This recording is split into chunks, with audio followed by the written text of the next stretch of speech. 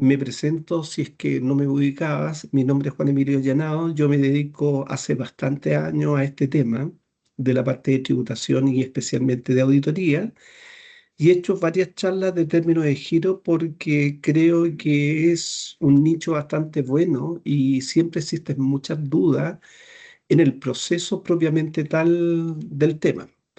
Por cuanto, como tú trabajas en el área, esto está tipificado en la normativa tributaria que es en el Código Tributario, ¿cierto? En el artículo 69, que es una obligación accesoria, que dice el Código Tributario, que los contribuyentes cuando cesan, entre comillas, de funcionar o de vender cosas, ¿cierto? Y entran en un momento de letargo o en un momento sin movimiento, la norma te explica acá claramente que el contribuyente transcurrido 2 meses debe dar aviso, ¿cierto?, de término de giro. Pero en la práctica misma, si uno lo ve, casi nadie lo hace. ¿Ya? Casi nadie lo hace. O sea, me explico, todos esperan un tiempo más, o hay las recomendaciones que te dicen, no, déjalo pasar largamente el tema y después de años hace el término de giro y así sucesivamente. Yo he oído mucho sobre este tema de los contribuyentes cuando lo he asesorado en este ámbito.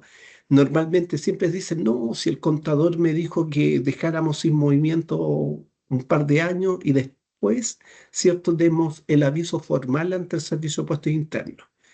Por cuanto muchos contribuyentes no regularizan esto, y el tema en el Código Tributario es bien claro. Si yo no doy aviso, es como sigo vivo, ¿cierto? Formalmente ante el Servicio de Puestos Internos, por cuanto tengo que hacer declaraciones juradas, tengo que presentar formularios 29, aunque sean sin movimiento, un sinfín de cosas, pero la mayoría de los contribuyentes no les gusta pagar a un asesor después de, ¿cierto? Y por cuánto se dejan estar. Y normalmente, ¿cierto? Como nos dan aviso al término de giro y quieren hacer después algo o emprender otra cosa, se ven bloqueados, ¿cierto? Por una observación conjuntamente que pertenece, ¿cierto?, a una sociedad o es empresario individual y no ha hecho término de giro propiamente tal de alguna actividad, digamos, determinada. Y eso, ¿qué conlleva? Obviamente conlleva que el contribuyente no puede, ¿cierto?, hacer lo que quería hacer, ¿cierto?, legalmente ante el Servicio de Puesto Interno, porque también es bloqueado de cierta manera. Por cuanto este plazo crítico que yo hablo de los 2 periodos o de los 2 meses, el servicio te coloca en ayuda este tema como un ejemplo práctico. Te dice que si en un determinado año, ¿cierto?, tu empresa cesa de actividades, un ejemplo el 10 de abril, se supone que estos 2 periodos no son periodos totales, sino que son como correlativos, podría decirse, por cuanto el aviso tú lo deberías dar el 11 de junio para evitar las multisanciones. Y recuerda que en este caso hay un formulario que es el 2121, el cual se debe, ¿cierto?, llenar y normalmente ahora se hace todo vía internet, ¿cierto? Por cuanto el contribuyente se ve obligado, entre comillas, a declarar y jurar, entre comillas, que dejó, ¿cierto?, su actividad en un determinado periodo. Y siempre me hacen esta pregunta, ¿qué es mejor hacer el término de giro al 31 de diciembre de algún año o yo lo puedo hacer parcial, un ejemplo, al 15 o al 30 de agosto o al 31 de octubre? Da lo mismo. Lo importante acá va a estar, entre comillas, cuánto tú dejaste de cesar las actividades. Por cuanto este asunto formal de dar aviso al servicio a través del formulario 2121 siempre es complejo y la mayoría de los contribuyentes, no sé si a ti te ha pasado, Ruth, que la mayoría de los contribuyentes cree que el término de giro es solamente dar un aviso y que no tiene ningún costo accesorio del tema. No sé, Ruth, cuál ha sido tu experiencia referente a algún término de giro que tú hayas realizado alguna vez en la vida. Primero es que yo no recibo clientes que vengan de afuera a hacer un término de giro acá, porque hay que estudiarlos demasiado. Y yo generalmente en mi método de trabajo trato de hacerle una inducción siempre al contribuyente, que en este caso es mi cliente, de que así como que entiendan los conceptos de todos los trámites que hacemos. Entonces, cuando están en ese capítulo o están en el capítulo también puede ser ¿cómo es? De formarse como nueva empresa para poder dejar de ser persona natural especialmente. eh, ¿correcto? Normalmente yo les hago primero la introducción de lo que significa y para dónde vamos con el cambio de razón social, que es generalmente, para que entiendan de qué se trata, porque efectivamente siempre creen que como es de oficina es todo muy fácil. Correcto. Entonces tú has hecho reorganización empresarial, porque Sí, cuando uno hace reorganización empresarial, en algunos casos se hace término de giro y en otros casos obviamente se sobrevive, dependiendo de la figura de reorganización empresarial.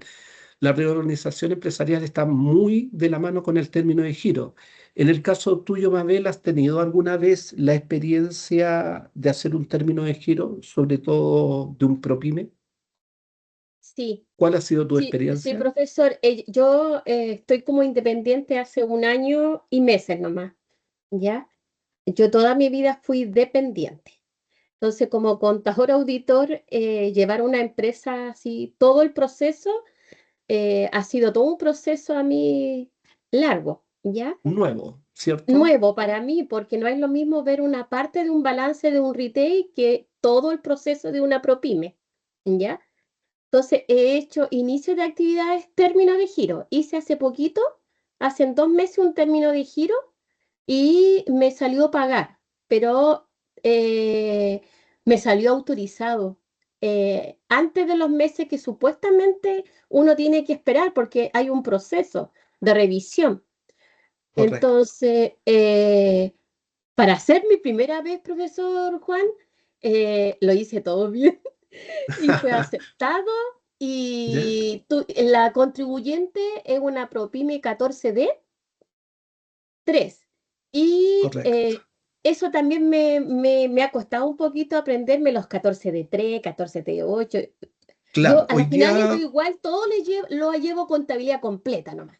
claro, mira, ahí vamos a ver la diferencia que existe en un ProPyme 14T con el 14 número 8, que hay harta diferencia para el término de giro, ¿ya? Sí, como ¿Ya? esta persona no tenía, para ¿Ya? concluir, no tenía existencia, no tenía nada y llevaba 2 años sin movimiento, ¿ya?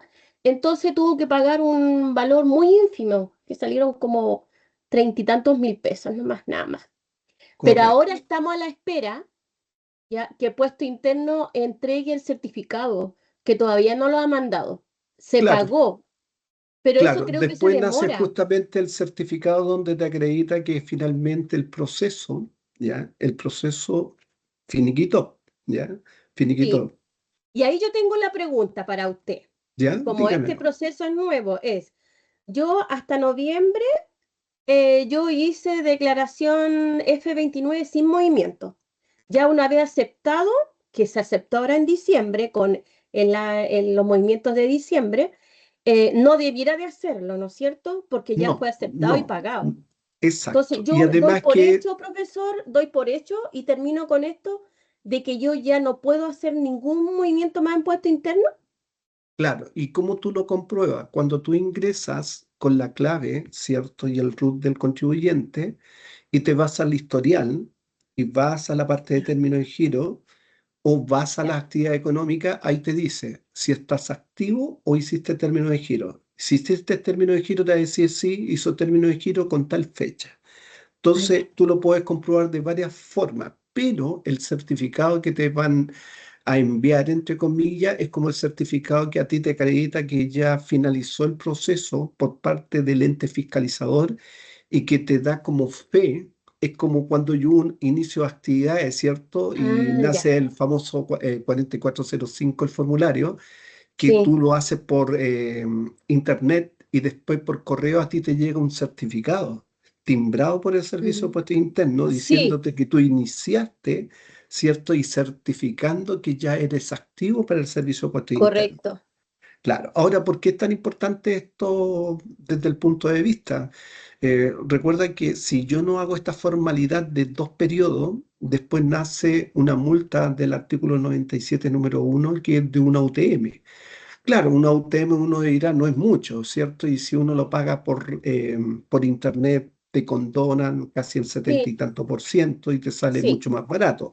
Pero igual tiene que tomar conciencia, en este caso, el contribuyente que tiene que pagar, entre comillas, una multa si no avisó dentro del periodo. Pero yo me alegro por ti que hayas podido hacer, mm, entre comillas, bien, Mabel, tu primera vez, ¿cierto? sí, Este tema del término de giro, pero de un 14T número 3. En el sí. caso de la señorita Verónica, ¿usted ha tenido la experiencia de hacer un término de giro? No, nunca. Ya. Entonces, como usted no ha tenido, vamos a ir despacio en ciertas cosas. Por cuanto comentábamos que para el término de giro, independiente del régimen tributario que sea, tienes que saber llenar el formulario 2121. Y esto se Sí. hace por internet, 100% digital, como dice acá. Y obviamente, la documentación que se debe tomar en cuenta, lo vamos a ver rápidamente en un ratito más. Y por cuanto, en lo que comentábamos recién, ¿cierto? Y lo conversamos con Mabel, el tiempo que tiene un fiscalizador por código tributario son 6 meses para evaluar y resolver la solicitud del término de giro. Obviamente, si a mí me lo hacen anticipadamente después de un mes, 2 meses, se supone que el fiscalizador está dentro del periodo pertinente. Pero si el fiscalizador se lo olvidó, ¿cierto? Se traspapeló y pasan más de los 6 meses, se supone que yo puedo, entre comillas, fundamentar que como ya pasó, expiró, yo doy por ende que el servicio aceptó el término de giro, independiente que el fiscalizador haya evaluado o no lo que yo entregué como antecedente. Eso es sumamente importante porque son los derechos que uno tiene como contribuyente y también lo que está estipulado en la norma. Por cuanto las facultades que tiene el servicio normalmente lo hace para acreditar, entre comillas, si tú, entre comillas, debes algún tipo de impuesto, y Mabel lo decía muy bien, eh, pareciera muy fácil hacer un término de giro, ¿no? Y va a depender, y son No, muchas las aristas que hay, porque un ejemplo es lo que decía Mabel.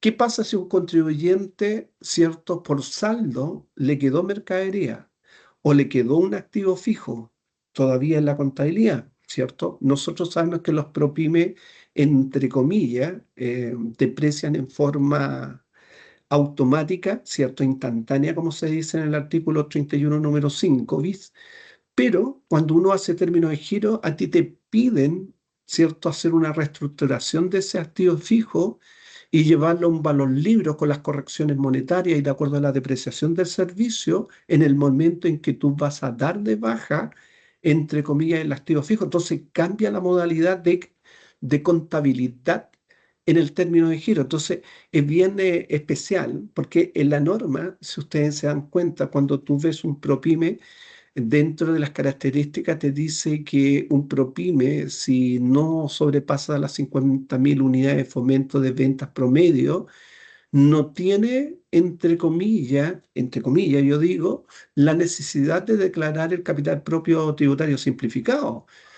Pero si tú te das cuenta, cuando tú utilizas el asistidor del servicio de puesto interno para hacer la DJ 1947 o 1948, dependiendo de qué ProPyme eres, te hace igual la propuesta del capital propio tributario simplificado. ¿Y por qué? Porque una cosa es lo que dice la norma y la otra cosa es la parte operativa. Y recuerden que todo esto a ti te obliga a determinar capital propio tributario, ¿cierto? Para comenzar como la base para determinar el 38 bis, que es la normativa que considera, entre comillas, el servicio de puesto interno para poderte girar el 35% de impuesto único sobre el término de giro sobre un 14A y un 14D número 3. En cambio, el que vamos a ver ahora como ejercicio cambia. Como el tiempo es limitado, voy a compartir con ustedes un ejercicio pequeño, entendible para ustedes, porque vuelvo a reiterar, esto tiene bastante arista y como tiene bastante arista, obviamente vamos a dar después al tema de preguntas, ya al tema de preguntas. ¿Por cuánto voy a compartir con ustedes? Déjenme acá. Voy a compartir con ustedes un pequeño ejercicio que se los voy a hacer llegar, ¿cierto?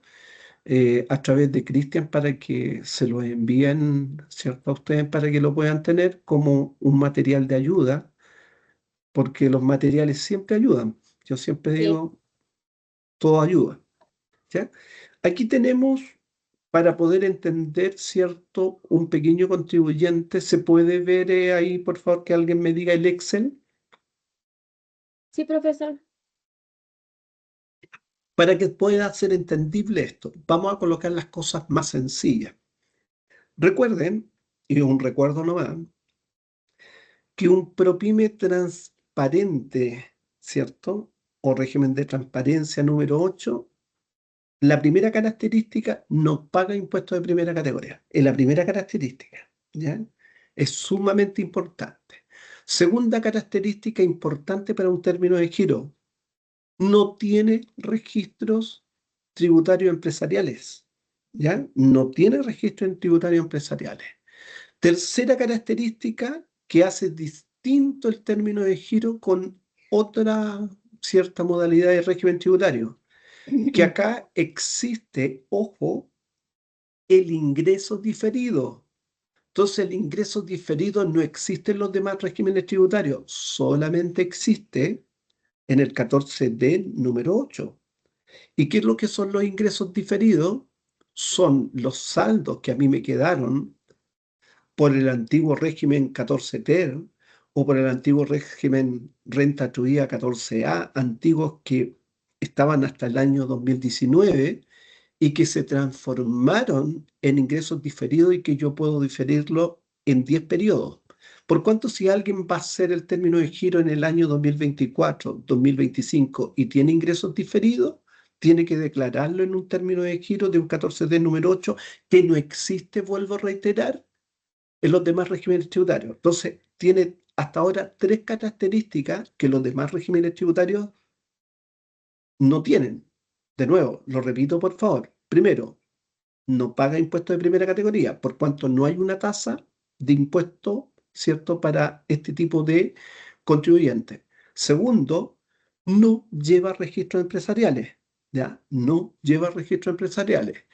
Tercero, reitero, ¿cierto? En algunos casos tienen ingresos diferidos. Cuarto, que hace la gran diferencia, ¿ya? Cuarto, si yo hago un término de giro y por casualidad en el año, ¿cierto? El contribuyente compró, entre comillas, un activo fijo, llámese un computador, ¿cierto? Para la empresa, y utilizó el artículo 33 bis, también el 33 bis no se imputa a nivel de empresa. El beneficio va directamente, en este caso, a los socios de la empresa. Entonces, hay bastantes diferencias que uno los tiene que tener claro en el momento en que va a hacer un término de giro comparado con el régimen general 14A, el régimen PROPYME general del 14D número 3 o la renta presunta, ¿ya? Es totalmente diferente. Por cuanto en este ejercicio que nosotros vamos a ver, una T 2025, pero año comercial 2024, tenemos dos socios, ¿cierto? El señor Juan y la señora Jordi, los cuales tienen el 50-50% y te entregan un dato importante hasta la finalización del término de giro. Vuelvo a reiterar, para no confundirlo, ¿cierto? Yo puedo hacer en cualquier fecha el término de giro. Reitero, por favor, lo puedo hacer en octubre, lo puedo hacer en noviembre, lo puedo hacer en diciembre. Y los PPM, ¿cierto? Yo los voy a actualizar cuando dice al 31 de diciembre de 2024, es porque están actualizados hasta ese momento. Y recuerden que los PPM se van actualizando en forma desfasada, ¿ya? Desfasada. Entonces, son datos solamente que nos dan, pero vuelvo a reiterar. Aquí vamos a colocar, entre comillas, como título un ejemplo ya determinó, ¿cierto? Cesó, vuelvo a reiterar la actividad en octubre, pero para poder cerrar el periodo completo, que lo está haciendo un ejemplo en enero del año 2025, ¿cierto? O puede ser, ¿cierto?, al 31 de diciembre, da lo mismo. Vamos a determinar, ¿cierto?, la base imponible de acuerdo a la norma. Por cuanto, si tuvo movimiento y hubieron meses que no tuvo movimiento, obviamente va a tener un resultado. Y este resultado puede ser positivo o negativo, es decir, puede tener una base imponible positiva o puede tener una base imponible que nosotros le llamamos pérdida tributaria. Entonces se puede dar de ambas cosas. Normalmente, en un término de giro de un 14 del número 8, normalmente presentan una base imponible negativa, normalmente. ¿Por qué? Porque la mayoría que hacen términos de giro es porque el negocio no les va bien, no les rinde. Entonces, lo único que tienen básicamente es una pérdida tributaria más que una utilidad propiamente tal. Por cuanto, acá, fíjense por favor, algo normal, ¿cierto? Tuvo venta durante el año, tuvo algunos ingresos porque vendió algún tipo de activo fijo y ganó algo. El famoso reajuste PPM que está incluido en el PPM actualizado que presentamos en la página anterior. Y los gastos típicos, la existencia, ciertos proveedores que recuperó del año 2023 y que pagaron en el año 2024, ¿cierto? Las remuneraciones, los honorarios, ¿cierto? Los gastos generales que tenía y el arriendo si es que arrendaba un local. Por cuanto les da una base positiva de 31.143.404. Reitero, por favor, y soy majadero en esto, normalmente cuando hacen términos de giro dentro de los plazos permitidos, ¿cierto? Normalmente tienen pérdida tributaria, ¿ya? Hay algunos contribuyentes que le puede dar una base positiva. Sí, siempre va a haber exenciones porque ya no quieren seguir con el negocio, porque están cansados, un sinfín de cosas, pero normalmente da una base negativa, ¿ya? Normalmente, yo digo, normalmente. Dicho esto, y por favor ténganlo a bien, y aquí viene el tema que no te lo dice ningún libro, ¿ya? Acá ningún libro te dice nada. Si yo voy a hacer este término de giro, un ejemplo en diciembre o a principio de enero, yo debo a través de un Excel, ojo, a través de un Excel, hacer DJs o presentar el formulario AT 2025. ¿Cómo sería la propuesta que yo debo elevar como antecedente? Y además de presentar las hojas foliadas de mi registro de caja y de mi registro de ingresos y egresos que nosotros le llamamos contabilidad simplificada. La norma no te exime, entre comillas, de no presentar la contabilidad. Todo lo contrario, si tú no presentas la contabilidad, estás sujeto a multa, ya a multa. Exceptuando, porque siempre hay excepciones en la norma, que tú lleves demasiados años y te acojas, ¿cierto?, al término de giro simplificado. ¿Qué significa simplificado? Que tú haces, ¿cierto?, una declaración a través del formulario 2121 con los antecedentes que tú dispongas y como ha pasado mucho tiempo, obviamente tú lo vas a presentar básicamente todo en cero. ¿Qué puede suceder? ¿Ya? ¿Qué puede suceder? Pero ¿qué tiene de especial este caso? Y por favor, miren ahora esto. ¿Ya? Esto está claro que esta determinación tú la tienes que también colocar en la hoja foliada y en un Excel también presentar esta determinación, ¿cierto? A través de la DJ correspondiente, ¿cierto? Que es la DJ 1947, ¿cierto? Para poder asignar. Recuerden que al final esto no va a estar sujeto a impuestos. ¿Se acuerdan que yo les dije en el antes que este tipo de contribuyente no paga impuestos directamente como empresa, pero sí estos 31.143.404, los contribuyentes que son Juan y Jordi, que son los socios de esta sociedad, van a tener que tributar en impuestos finales que nosotros llamamos impuesto global complementario, esa asignación y van a tener a favor, entre comillas, el PPM. Vamos al cálculo de esto y después a las preguntas que nazcan. Fíjense por favor en esto. Primero, vuelvo a reiterar, si yo esto lo determino a diciembre del 2024, el socio Juan y la socia Jordi, como ambos tenían el 50 y 50%, se asignan los 31 millones para llevarlo al impuesto final, que es el impuesto global complementario, ¿ya? El impuesto global complementario, que están sujetos, ya con 15 millones están sujetos al 4% del impuesto global complementario, y van a tener a favor el PPM pagado por la empresa y actualizado al 31 de diciembre, el cual se distribuye de acuerdo a los derechos sociales, en este caso era fácil, ¿cierto? 50 y 50%. Por cuanto, damas y caballeros, luego, ¿cierto? Independiente, recuerden por favor, esta es la tributación que van a tener los socios, porque al final los socios tributan y no la empresa propiamente tal, ¿cierto? Se debe añadir lo que decía Mabel. Atención, por favor, acá. Fíjense más abajito.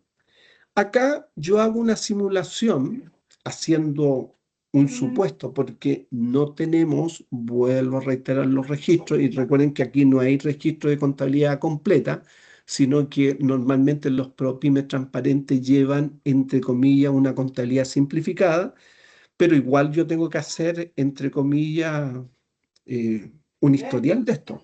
Fíjense, por favor, acá se da a entender que esta empresa le quedó, fíjense por favor, le quedó un saldo de un activo fijo en maquinaria, es decir, el valor tributario reajustado menos de la depreciación acumulada del momento en que lo adquirió, en el momento en que se está cerrando el negocio, le queda un saldo tributario de 8.200.000 para poderlos declarar en el formulario 2121, y además le queda una existencia, la cual yo le apliqué el artículo 41, número 3, que es la corrección monetaria de la existencia, que nosotros le llamamos costo de reposición de lo que me quedó y que fue valorizado en este valor, por cuanto para el término de giro para un 14D número 8, lo recalco por favor, para un 14D número 8,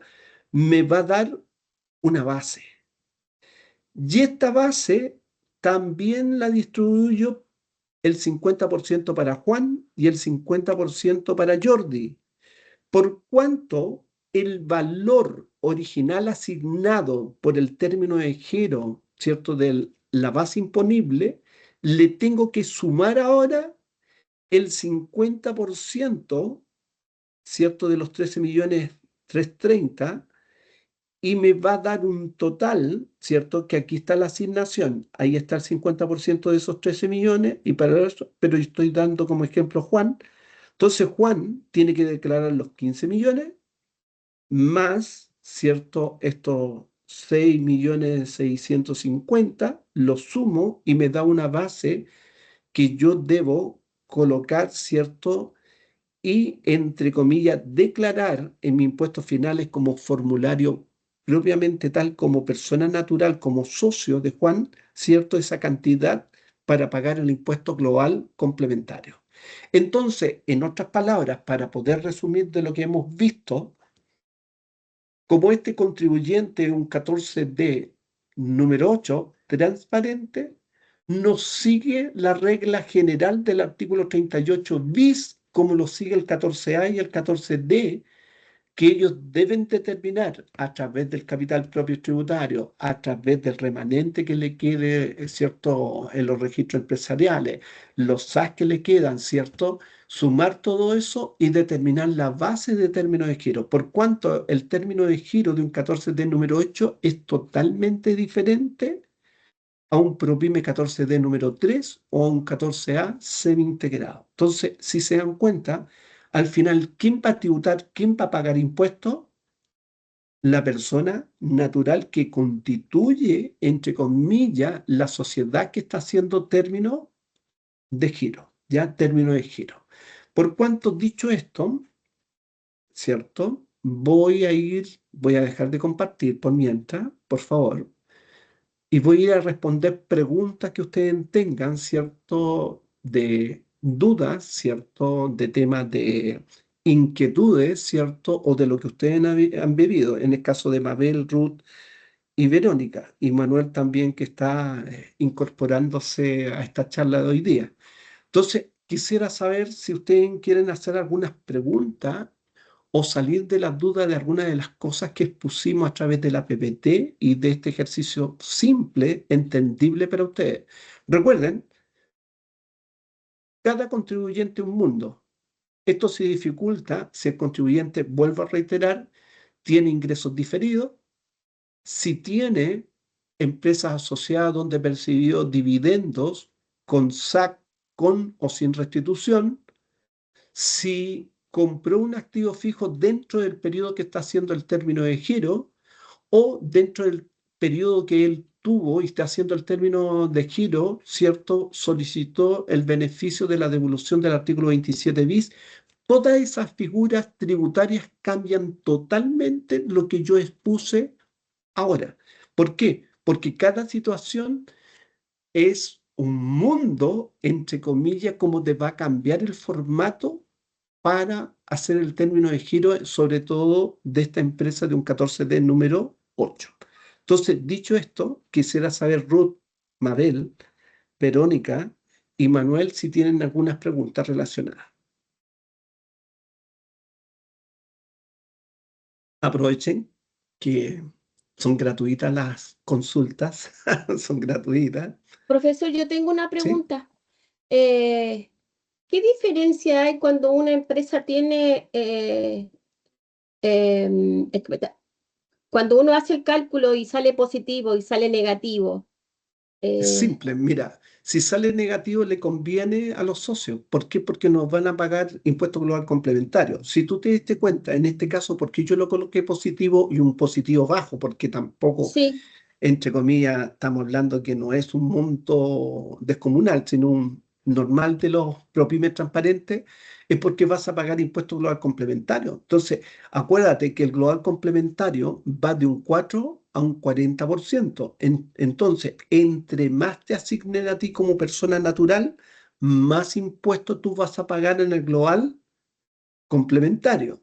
Y si tú te das cuenta, en este caso pequeño, ¿cierto? Que habían algunos saldos en el formulario 2121 de existencia y del activo fijo, ¿qué hacen con tu base del impuesto global complementario? Te lo aumentan.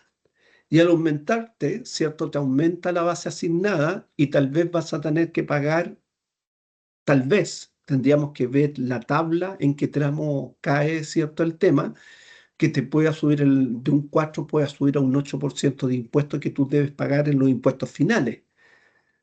Recuerda que tenía un PPM, pero nosotros sabemos que en estos tipos de contribuyentes el PPM es bastante bajo, ¿ya? Es bastante bajo, no te ayuda en nada prácticamente el PPM para poder rebajar impuestos. Entonces, por eso yo les comentaba que existe una gran diferencia entre los tres regímenes tributarios. Yo dejo afuera la renta presunta, ¿cierto? Porque la renta presunta es mucho más viable hacer el término de giro, ¿ya? Porque ahí no hay, eh, digamos, ingresos reales o gastos reales. Es una presunción de algo. Es totalmente diferente a lo que estamos viendo como régimen tributario, que acá en un 14 de número 8, ¿cierto? Siempre se toma, ¿cierto? Desde el punto de vista que es un contribuyente que declara contabilidad simplificada, la mayoría, ojo, la mayoría se acoge a eso, ¿cierto? A contabilidad simplificada porque así te lo dice la norma. En cambio, en un 14D número 3, te da la opción. Te dice, cuando tú haces la iniciación de actividad y vas a escoger el régimen tributario, tú escoges el 14D número 3, pero también el servicio te dice, oiga, ¿usted lo va a hacer a base de contabilidad simplificada o a través de contabilidad completa? Entonces tú eliges. Tú eliges. En cambio, en un ProPyme transparente, simplemente te asigna y te dice usted tiene que llevar contabilidad simplificada. Ahora, paralelamente, yo en ese contribuyente puedo llevar contabilidad completa, sí, pero va a ser algo paralelo que no me lo pide el servicio, sino que va a ser solamente a nivel financiero para tener, eh, para pedir plata, ¿cierto? Al banco, porque el banco normalmente, ¿cómo te da plata? o te hace un préstamo presentando balance. Si tú no presentas balance, no hay un estudio financiero y es por eso que se pide tanto el balance y por eso lo que decía Ruth antes, que ella prefiere mejorar a todos los contribuyentes y darle balance, independiente de cómo declara tributariamente, cierto, en renta, porque son dos cosas totalmente diferentes, el mundo financiero versus el mundo tributario. Entonces, eso es Mabel. Lo significante que si llegara a tener pérdidas tributarias, es decir, una base negativa, la asignación va a ser cero para impuestos finales, en este caso para el formulario 22. Y si ustedes se dieron cuenta, para este tipo de contribuyente, la empresa nunca paga nada. Si al final, ¿quién paga? Los socios. Entonces, los socios, ¿cómo pagan? A través de impuestos finales, es decir, que tributan directamente pagando el impuesto global complementario, ¿ya? El impuesto global complementario. Entonces, eso es una de las grandes diferencias que se da en un término de giro, ¿ya? Es sumamente importante que ustedes ahonden en esto, ¿cierto? Vuelvo a reiterar, estos cursos pequeños son cursos pequeños, no son cursos donde tú aprendas las diferentes formas o diferentes situaciones tributarias que trae un contribuyente, porque vuelvo a reiterar, los tratamos de hacer lo más simple, comprensible para ustedes, pero esto va a depender también los arrastres y qué es lo que traía cada contribuyente y a qué se dedicaba realmente, ¿cierto? Aquel contribuyente que está acogido a este régimen de transparencia. ¿Alguien tiene alguna consulta más? Ruth, En mi caso no. No, en mi caso no. ya, Está qué bueno. clarísimo. Y el No, yo ejercicio es bien encuentro. práctico, porque así lo Sí, pide. no, yo encuentro que ahí es claro, si cuando se complejiza esto, vuelvo a reiterar, es cuando tiene más cosas. Un ejemplo, la empresa tiene asociadas que perciben dividendos o utilidades percibidas o inversiones, pueden ser perfectamente inversiones, ¿cierto? Que yo tengo y me traen beneficio de alguna sociedad, un ejemplo que esté en presencia bursátil y me entregue un dividendo determinado con diferentes SAC, un ejemplo. O que traiga el arrastre, como yo le decía, de ingresos diferidos del año 2019, o, ¿cierto?, entre comillas, eh, que tenga el beneficio del 33 bis o 27 bis, ¿cierto?, que haya pedido en el periodo y que lo tengo que devolver, pero son situaciones especiales, no son situaciones normales en un término de giro. A eso es lo que yo me refiero, por favor, pero siempre pueden suceder situaciones especiales, ¿cierto? Y que va a depender ahí de cada situación cómo yo voy a manejar el término de giro, ¿ya? La asignación en este caso. Verónica, ¿tienes alguna consulta? No, muchas gracias. Ya. Y en el caso de Manuel, ¿alguna consulta? Tal vez. Profesor, tengo una Sí, pregunta. ¿Cuál es dime la nomás. complejidad en que si yo tuviera remanentes acumulados? Remanente de IVA, tú dices. Sí, de IVA. Ya. Mira, si tú traes remanente de IVA, Sí, la y norma, la empresa no tiene movimiento, no tiene venta, por pero quiere eso, ser término de vamos, giro. vamos a comentarte el tema. El remanente de IVA se declara en el formulario 2121, ¿ya? Y aquí viene pillín del Servicio de Impuesto Interno. Si tú tienes un remanente a tu favor, ese remanente, si no, tú no tienes que pagar impuestos, lo pierdes. Lo pierdes. Lo pierdes simplemente, ¿ya? Lo pierdes simplemente. No es que te vayan a devolver ese remanente de impuestos, ¿ya? No te lo devuelven. Lo único que te ayuda es imputar impuestos si tú tienes que pagar a través del formulario 2121. Por cuanto, yo siempre digo esto, y por favor, Mabel, tómalo a bien, porque este tema de ser asesor para un término de giro no es que el término de giro no, uno tiene que asesorar al contribuyente y si ustedes se dieron cuenta, lo que conviene es depurar. Cuando yo digo depurar, un ejemplo, lo mismo que dijo Mabel, vamos a hacer un supuesto anual. Supongamos que traigo remanente de IVA, voy a hacer un supuesto por 250.000 pesos. ¿Yo qué le diría a este contribuyente antes que termine el giro? Yo le diría, ¿sabe? Venda el activo fijo. ¿cierto? Y ahí uno tiene que manejarse. Si está dentro de los 3 periodos, ¿cierto? Está ya grava IVA. Si está sobre los 36 periodos mensuales, ¿cierto? No grava IVA, está exento. Pero la existencia sí o sí van a grabar IVA. Entonces yo perfectamente la existencia se lo podría vender a un competidor a un precio más adecuado y ese IVA que yo voy a pagar por esas mercaderías, pero que voy a depurar el término de giro para no llevarlo al formulario 2121, neteo lo que yo tengo con lo que yo vendo. Entonces, a eso es lo que voy, que siempre en un término de giro se tiene que hacer una gestión de impuestos, se tiene que hacer una visualización, una proyección de cómo depurar gran parte de las cuentas para que el contribuyente a nivel de gestión de impuestos sea la carga más óptima para él. Pero nadie lo hace. La mayoría es solamente, no está sin nada, hagamos lo que está nomás. ¿Me sigues, por favor? Y por eso es importante lo que tú dijiste, Mabel, y juega un rol importante más, yo diría que en el 14T número 3 y en el 14A el tema del remanente de IVA. ¿Por qué? Porque ahí normalmente tú tienes pago de impuestos y al tener pago de impuestos obviamente puedes rebajar ese crédito que tú tienes.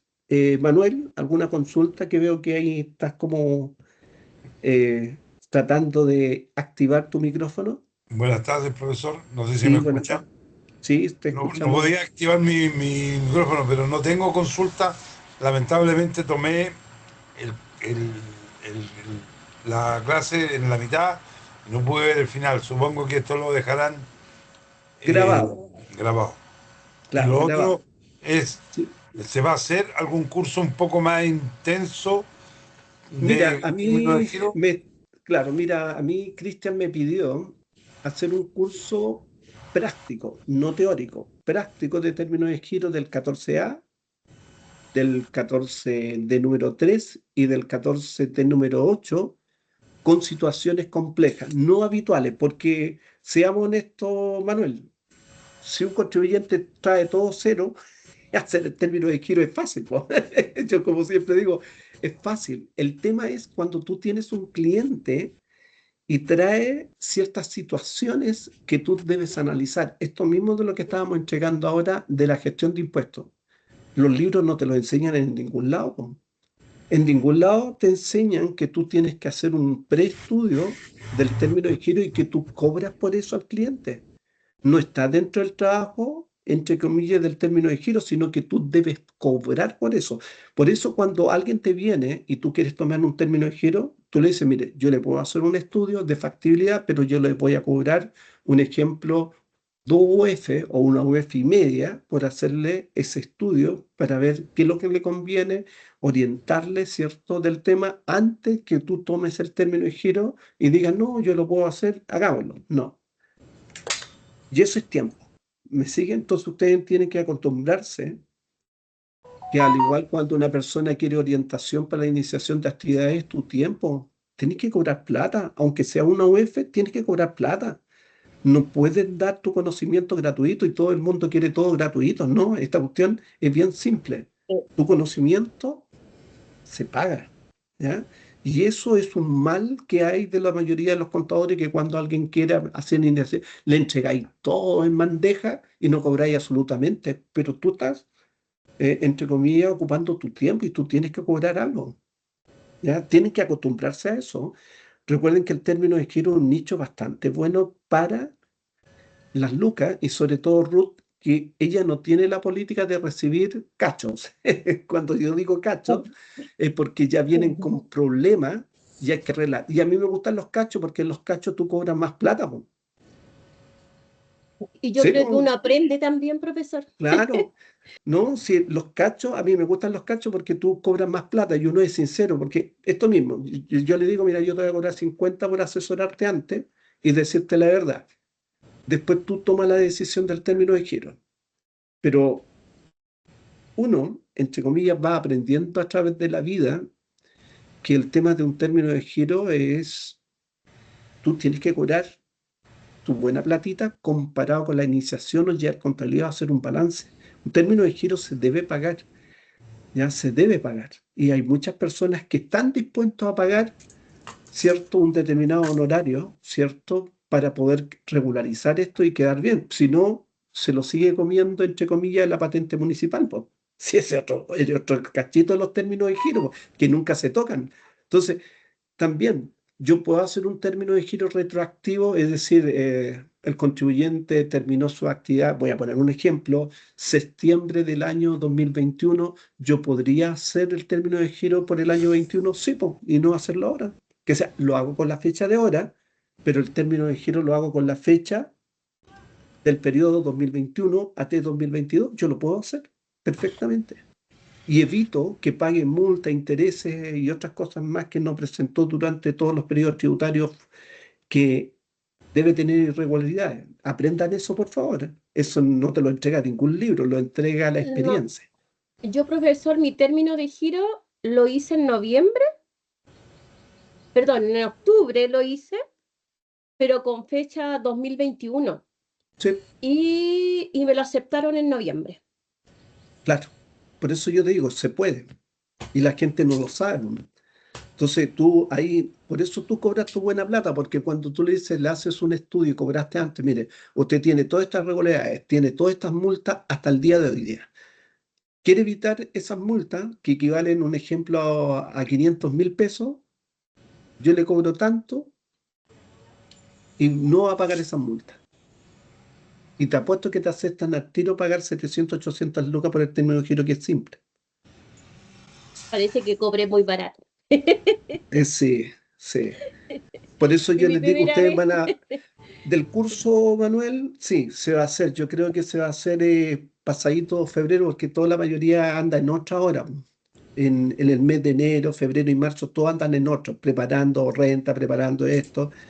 Pero después se puede hacer un curso entretenido con términos de giro de diferentes situaciones, con libros, con contabilidad, ¿cierto?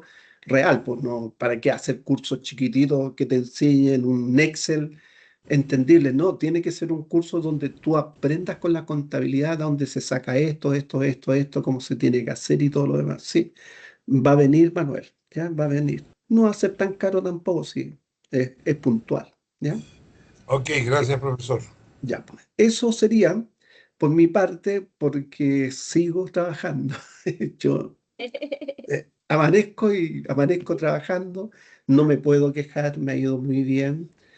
Normalmente eh, hago muchas consultorías y muchas relatorías para empresas auditoras, que sea, yo no, no hago para tantos alumnos, lo hago para los auditores que ya tienen conocimiento pleno de tributaria. Estoy haciendo uno de bases imponibles, renta líquida cerrada para consultoras.